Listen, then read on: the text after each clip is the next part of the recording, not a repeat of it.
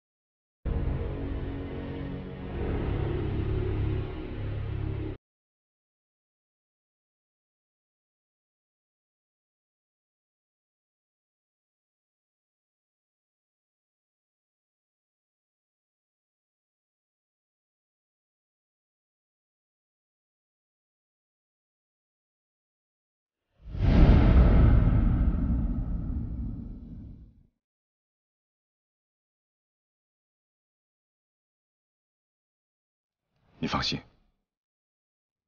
皇长兄与赤焰的冤屈污名，马上就能洗雪了。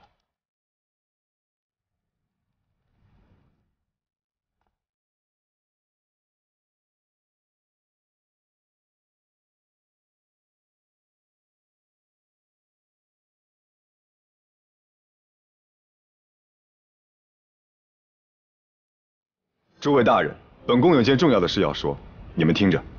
是，这件事，我早已下定决心，非做不可。今日告诉你们，不是与你们商量，而是要你们为我出力。臣等但殿下吩咐。本宫要推翻13年前的赤焰逆案，重审重判，明昭天下，洗雪皇长兄与林氏身上的污名，不达此目的，绝不罢休。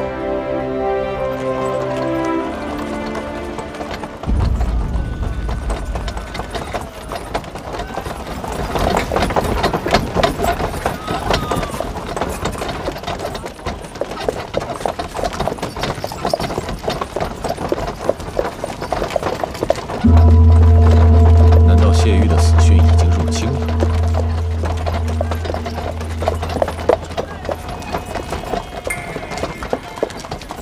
走。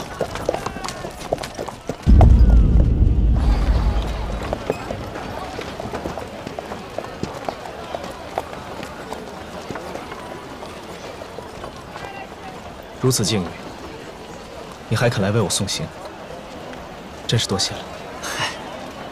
客气什么呀？我要不来送你的话，景睿不得骂死我？你和景睿不一样，很少行走江湖。这里呢是些碎银子、地图，路上用得着，拿着。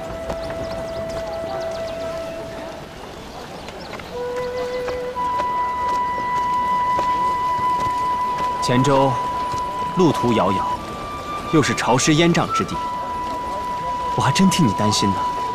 不管路有多远，我都要去。不管他做过什么，毕竟他生我养我，如今他客死异乡。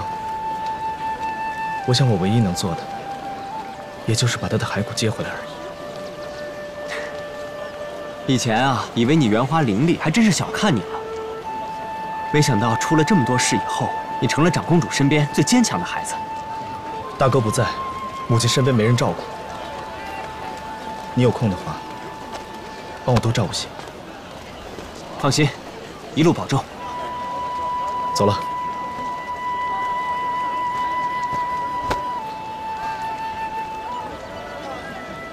走。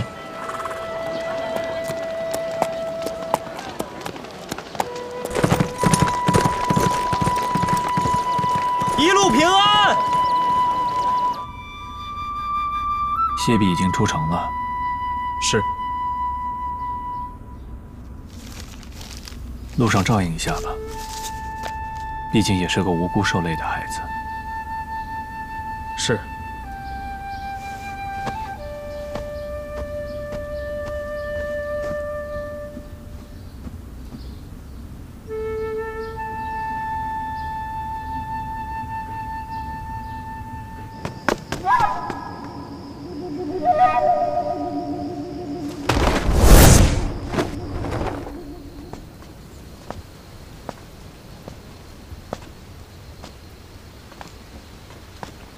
世子有消息了吗？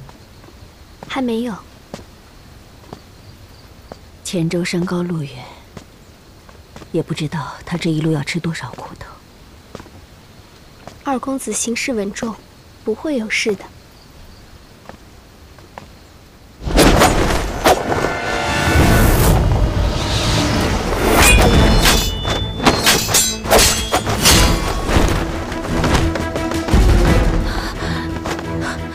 你是什么人？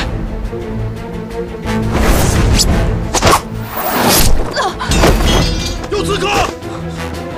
快走！保护长公主！什么人？杀了他！别让他跑了！景睿，你回来了。母亲，你没事吧？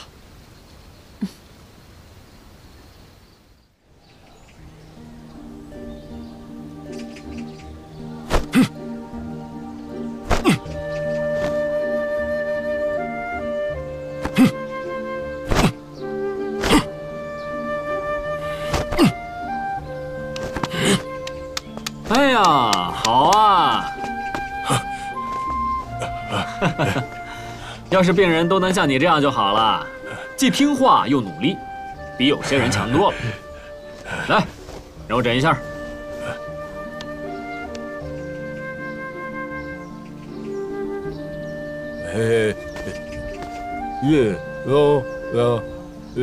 你问长苏啊？他睡觉。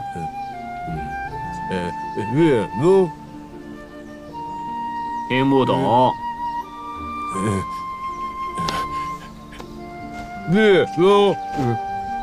好，行了，来，虽然我还是听不懂，但我想你不是问长苏以后的身体怎么样，就是问聂夫人在天牢的情形如何，对吧？我聪明吧？长苏的身体你不用操心，聂夫人的事也不是我操心的事，我现在就只管你。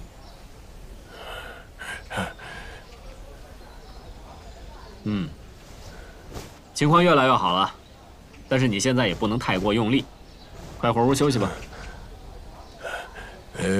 听话。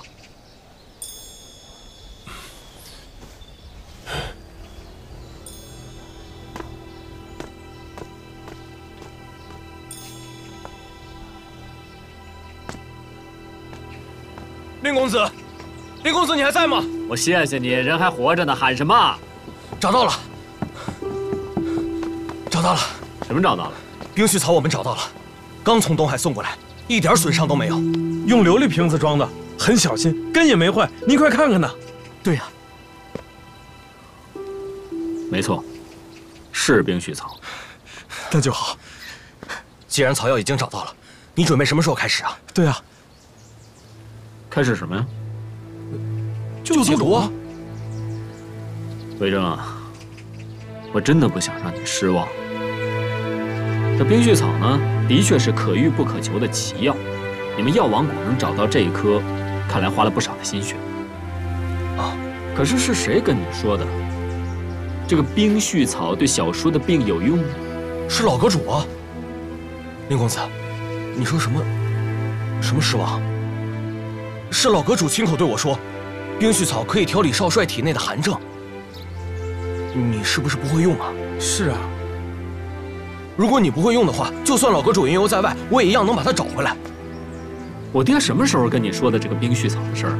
哎，就是那年，我奉命陪老阁主出海巡游，我俩在甲板上，他喝了一点酒，然后聊起来，说在狼牙书库中曾有记载，说冰絮草可以治愈火寒毒。但他第二天醒来的时候又不认了，非说是酒后胡言。也许就是酒后胡言。这怎么可能呢？我曾经在琅琊阁的书库里见过，真的有那么一本书，而且书上确实有记载，上面还有图呢，跟他一模一样的。你什么时候在琅琊阁书库看过？我书上的确是有记载。可既然有这么一种奇药能够治小叔的病，为什么这么多年我从来不对你们说，让你们去找呢？景睿，你要是早一天回来就好了。碧儿已经出发去黔州了。我知道，他服了灵，很快就会回来。二弟回来之前，我会一直陪着您的。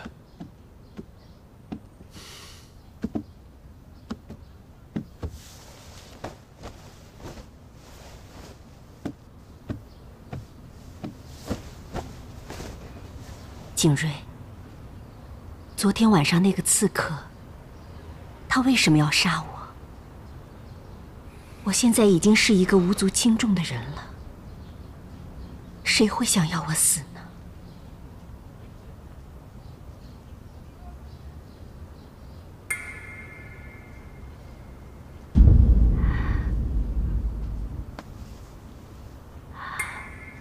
难道是因为这个？这谢侯临走时留下的亲笔手书，母亲一直随身携带吗？片刻没有分开过。那其中的内容，母亲可曾看过？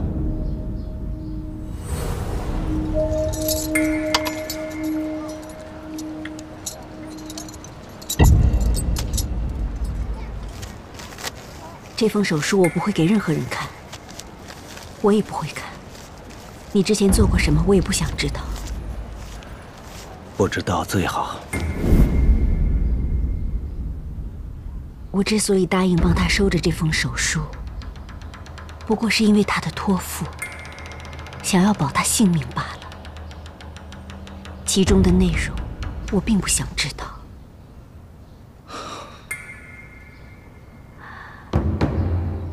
景睿，你要看吗？母亲的安危最重要。要知道手书牵涉到哪些人，方能知道如何应对。若母亲实在不想知道其中的内容，那孩儿一个人看便是。不，要看就一起看。如果又是一道旧日的伤口，两个人承受总好过一个人。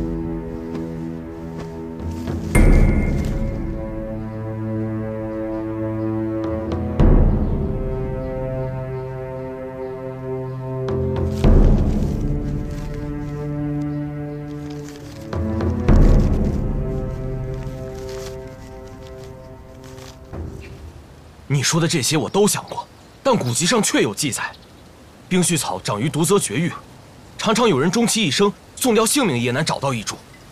我想，也许是少帅不想让我们为他去涉险，所以才不准你们告诉我。你还真会猜啊！他不让说，我们就不说呀。你以为我爹和我像你们这群人一样啊？他说什么就做什么，乖乖听他吩咐啊！哎呀，令公子，我还没说完。之所以不说，是因为说了也没用。既然说了也没用，何必说出来让你们心里别挂念呢？这怎么会没用呢？确实治好过的呀。是治好了，可你们知道怎么治的吗？我不知道，可我想你们肯定知道啊。好，你们听清楚了，疗法是记在另外一本书里的，你看那本书没用。需要10位功力精熟和气血充沛之人与之换血，换血之后，病人可以康复。但这10个人过程当中不仅痛苦，而且最终会血枯而亡。简单的说吧，拿冰絮草救人，就是10命换1命。那我们可以不用跟我说你们愿意。要想找10个愿意给长苏献上性命的人，一点都不难。可你们想过没有，长苏愿意吗？啊？南陵公子，能否暗中？不能。你就知道暗中，双方必须得保持绝对的专注和清醒，任何一方不能有所犹疑，甚至可以说是病者主动吸走这10个人的气血。你们都是最了解长苏的人，让他这么干，还不如把他杀了算了。100年前被治好火寒毒的那个人，就是拿走了10个甘心情愿换给他的性命。他是活了下来，但他却丢了心中的道义。性命和道义，得此就会失彼。长苏会选择哪一边，你们自然清楚。为什么？为什么只想着自己性命的人能活，而心中有情有义的人却要死呢？上天做出这样的选择太残酷了，难道世间就没有公平2字吗？怎么没有公平？在世人的眼中，生死是天大的事。可是世间之大，茫茫万劫，众生的公平又岂是一个人能活多长所决定呢？100年前的那个人是活了下来，可他失去的，难道不是比性命更紧要的东西吗？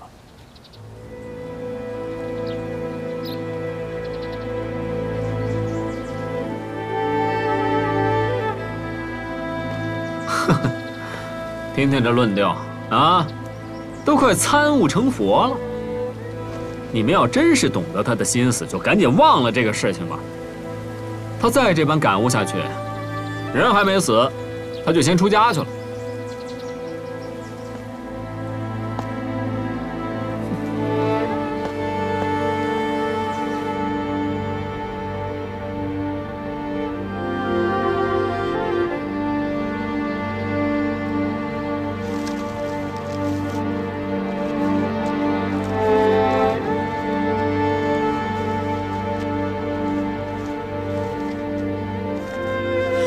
不行，景睿，你不能去。这个案子是当年皇帝陛下亲自处置的，你想做什么，你能做什么？母亲，我不知道自己能做什么，我只知道，面对这样的真相，我不能什么都不做。景睿，你不知道，你不知道他有多狠。当年不是没有人喊冤，可是他不听，不听。晋阳姐姐、陈妃、齐王景玉，当我看着他们死的时候，我就知道，他下了这世上最狠最毒的决心。那是因为他听信了不实之词，他以为……你不明白，这是他心中最大的逆鳞。谁要敢去碰，就等同于要推翻他高高在上的威权，是不会有好下场的。你想想看，李崇老先生、太傅、殷王叔，哪个不是名传天下、举足轻重？可是结果呢？谁也拗不过一颗冷酷的天子之心。景睿，难道你还能去公告天下？皇帝陛下所犯的大错吗？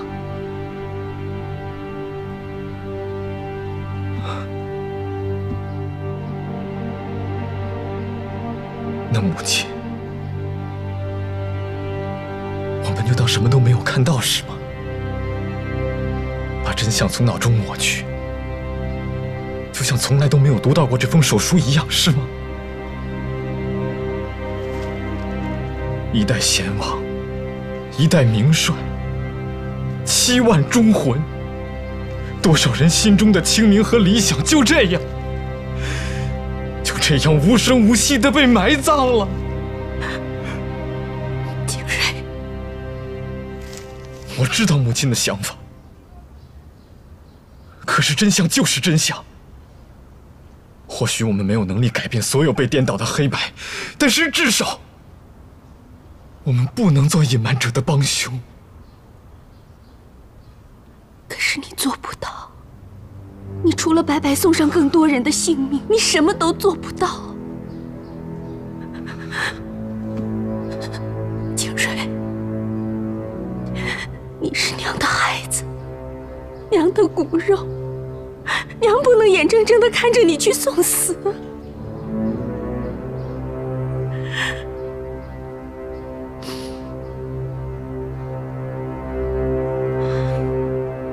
可是母亲，现在已经有人来抢夺这封手书了，我们不能再置身事外了。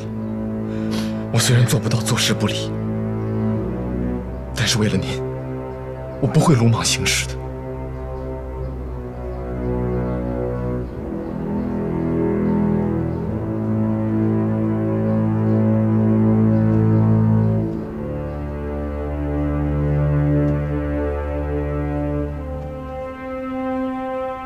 那我们把这封手书交给太子吧。母亲是说，靖王？对，就是靖王。景琰从小由齐王教导，兄弟之间有不能割舍的渊源。还有林家的小叔，他们是最好的朋友。如果说现在谁真心想为齐王和林家洗冤，那一定就是他。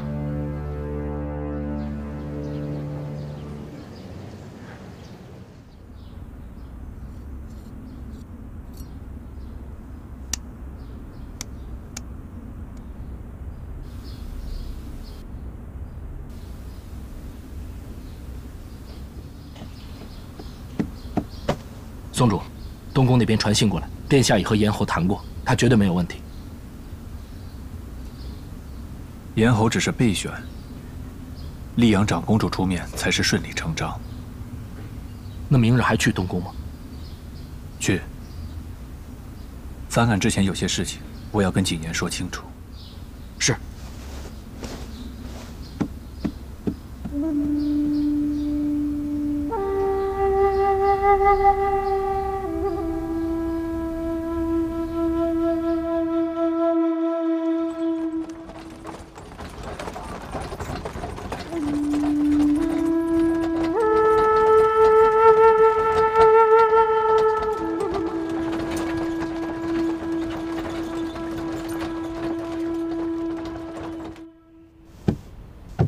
你一大早过来说这些话，到底什么意思？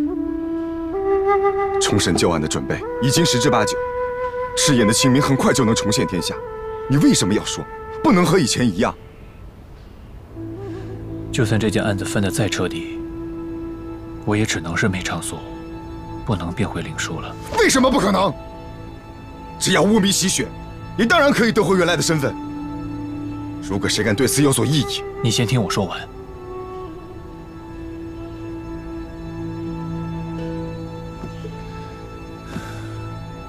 苏哲是什么样的人，全京城都知道。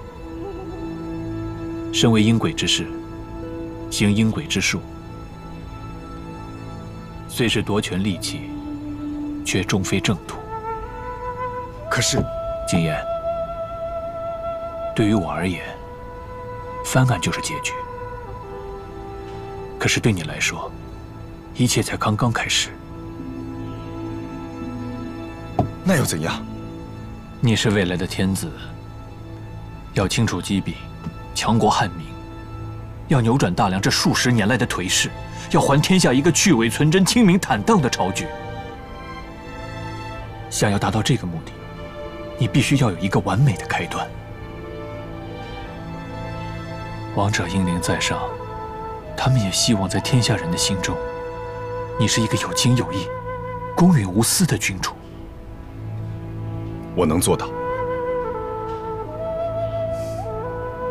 我相信你能做到。所以在你的身边，绝对不能有苏哲这样的谋士，否则天下人会误解你，以为你也喜欢制衡权术，这就有违我们的初衷了。可是这一点并非不可解释啊。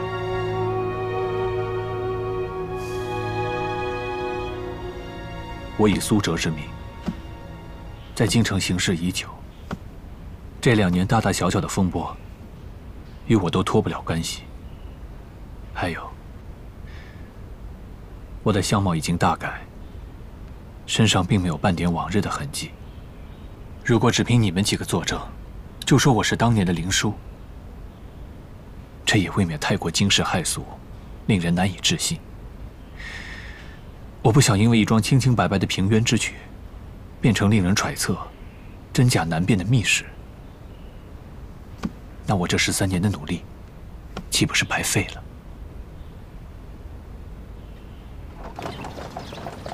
我去禀报。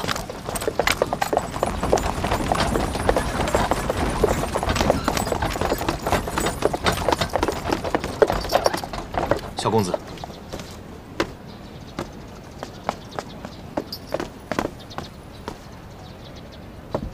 母亲。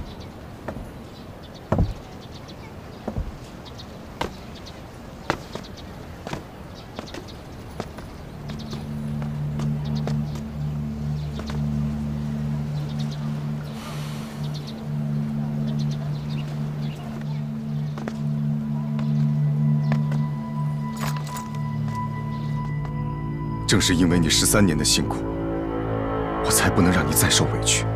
天下人如果误解你，那是天下人的愚钝，你又何必介意？说实话，我真的介意。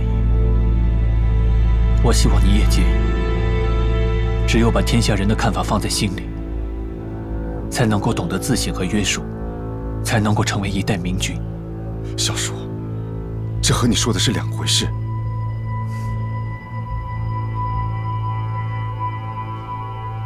其实不做回灵叔，也不算委屈。我已经做了13年的梅长苏了，早就习惯了。就让当年的灵叔永远保持大家记忆中的样子，不也挺好吗？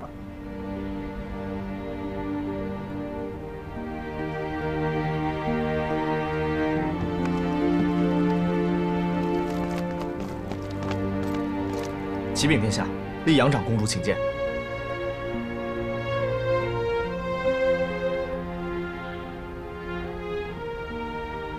知道了。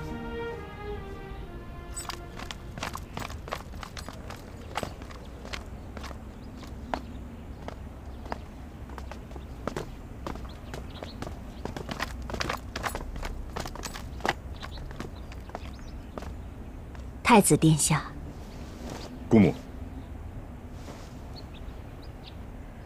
景睿回来了。见过太子殿下。姑母请。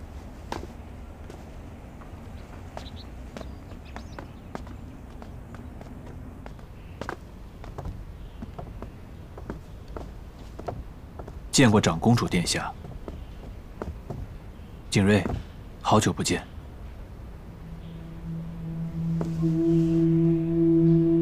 没想到能在这儿见到苏先生。当日雪庐初见，便知先生并非池中之物。今日看来，果然麒麟手段。长公主谬赞了。承蒙太子殿下抬爱，对苏某有赏识之意，既为大梁臣民，又岂敢不尽绵薄之力呢？青言，我这次来是有要事跟你商量，外人不方便在场，还请苏先生回避一下。不必。苏先生便如同我本人，姑母有什么话可以跟我讲的，也可以对苏先生讲。长公主今日前来，想必是为了谢侯爷在离京时留下的那封手书吧？苏兄怎么知道？当日留下手书保命的主意是我出的。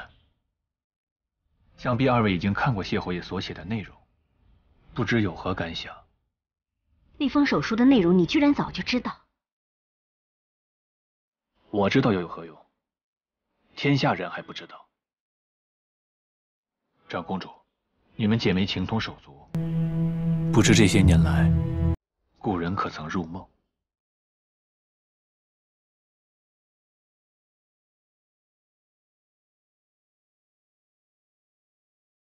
你既然早就知道那封手书，一定是想要它。其实我们今日来就是要把这封手书交与太子。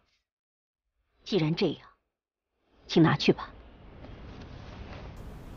您错了，我们并不想要这封手书。太子殿下有一项重要的任务，想要长公主帮忙。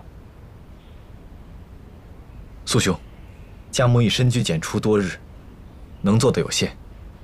太子殿下若有何虚遣，景睿愿意代劳。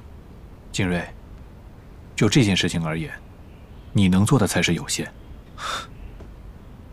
姑母，我既然向你开口，所提之事，当然也只有您能完成。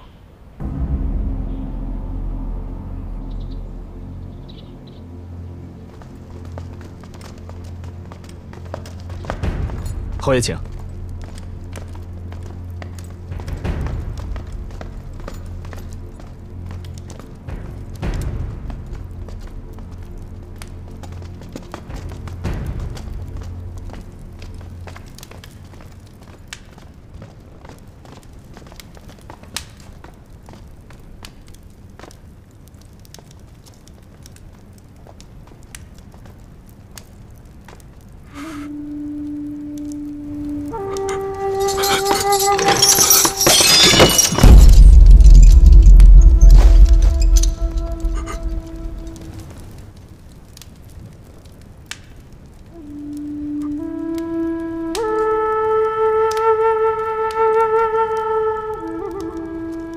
儿子，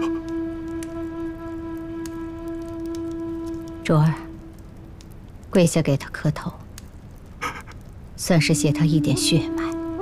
是。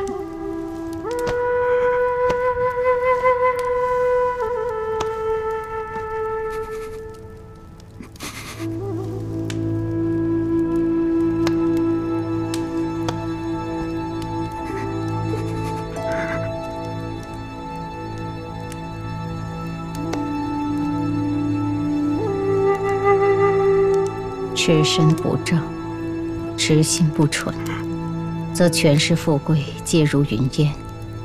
今生你当以他为戒，无论何情何境，勿忘本心之善念。孩儿明白。起来吧。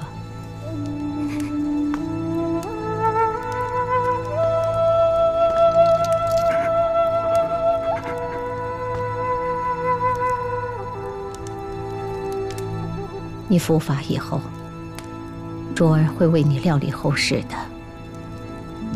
清明寒食，有你一记。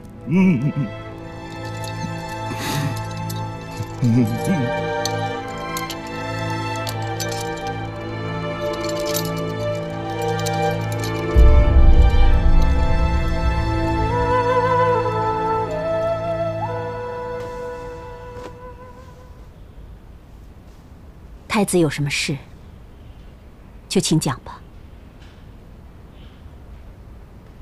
再过几日，就是父皇的寿诞之日。宗室亲贵、朝廷重臣将齐聚贺寿。这封手书，乃是谢玉的自述，而姑母，又是谢玉的夫人。我想拜请姑母，于寿宴当日写此书于百官之前，待谢玉共罪自首。你说什么？姑母知道，父皇此生最重视的，就是他至高无上、不容挑战的威权。此案关系到他一世的声誉，就算真相再怎么让他震撼，他也绝不会自认错失，给后世留一个杀子灭忠、昏庸残暴的名声。所以，我必须造成一个群情沸腾、骑虎难下的局面，一个完全脱离他掌控的局面。无论他愿不愿意，必须当众同意重审此案。而这个局面的开端，需要姑母的成全。不行，不行！母亲，你们这个想法实在是太胆大妄为了。姑母请放心，无论到时局面如何演化，我定会维护姑母的安全，不会让你受到伤害。如果陛下一意孤行，你又将……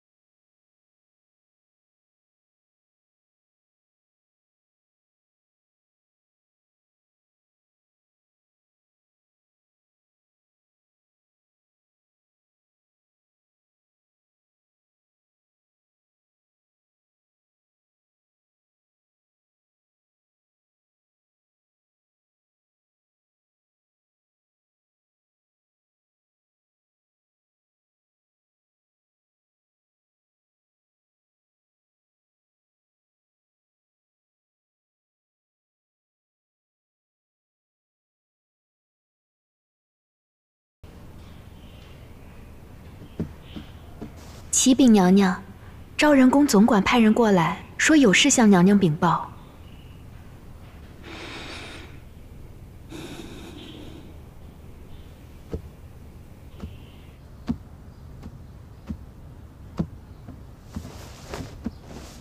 参见贵妃娘娘。免礼。谢娘娘。昭仁宫有什么事吗？贤妃娘娘禁闭在宫，性情越发不好了。以前只是闹着要见陛下，今日突然发起怒来，说了些胡言乱语的话。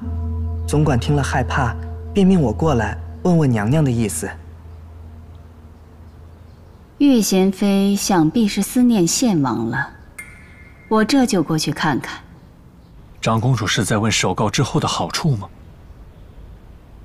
你已然知晓当年惨案的真相，却在问题他们洗血之后对你有何益处？难道那些死去的冤魂对你来说没有丝毫的情谊？难道他们只是毫不相干的路人吗？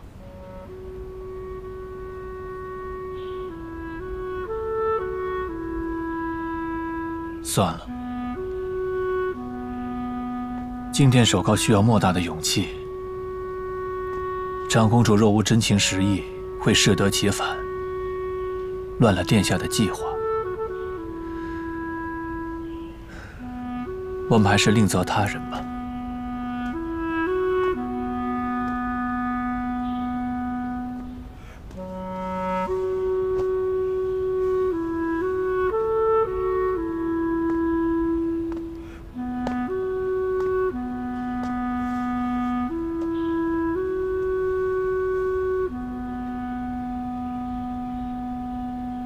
有劳姑母送来。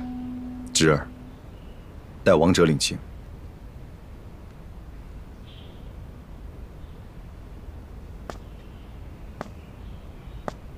我与苏先生还有事情要商量，姑母慢走。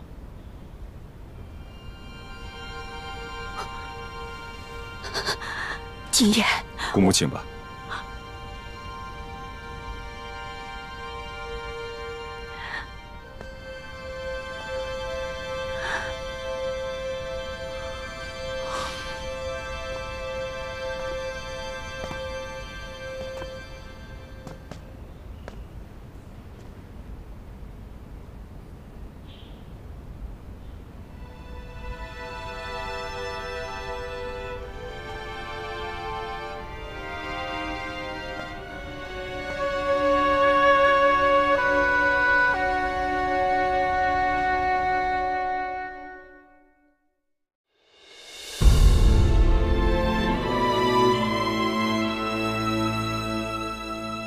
变幻。